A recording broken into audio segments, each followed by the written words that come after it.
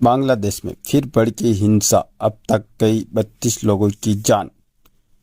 बांग्लादेश में लगाया कर्फ्यू, केंद्र ने भारतीयों के लिए जारी की एडवाइजरी। भारत का पड़ोसी देश बांग्लादेश, जहां पर एक बार फिर हिंसा भड़क गई। इस हिंसा से पूरे देश में हड़कंप मचा हुआ है। Don't forget to like, जो subscribe खबरें अभी and तक share the निकल कर videos. बाहर आई हैं, उसके मुताबिक इस हिंसा में अभी तक 32 से ज्यादा लोगों की जान चली गई है, जबकि सैकड़ों लोग घायल हो गए हैं। बताया जा रहा है कि बांग्लादेश में छात्र प्रदर्शनकारी, पुलिस और सत्तारूढ़ पार्टी के कार्यकर्ताओं के बीच जबरदस्त भिड़ंत हो गई। बांग्लादेशी के प्रधानमंत्री शेख हसीना के इस्तीफे की मांग कर रहे हैं। हजारों प्रदर्शन को तितर बितर करने के लिए पुलिस ने आंसू गैस छोड़ी। इसके साथ साथ स्टन ग्रेनेड का इस्तेमाल किया गया। सरकार ने रविवार को अनिश्चितकालीन राष्ट्रव्यापी कर्फ्यू की घोषणा भी कर दी। बता दें, पिछले महीने शुरू हुए विरोध प्रदर्शनों के दौरान पहली बार सरकार ने यह बड़ा कदम उठाया।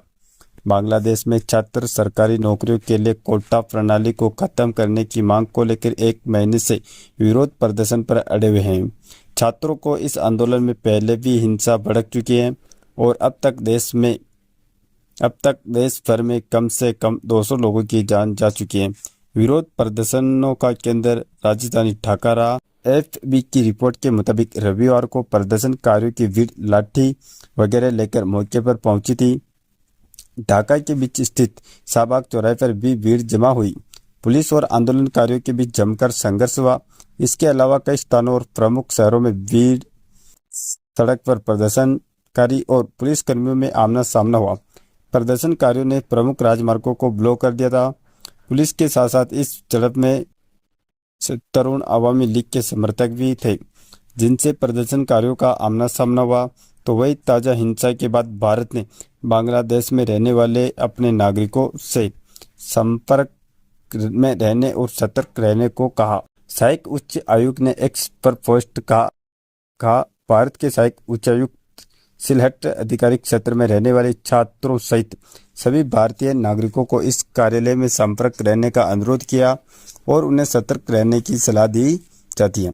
आपात स्थिति के मामले में कृपया +8801 3137 64025 पर संपर्क करें।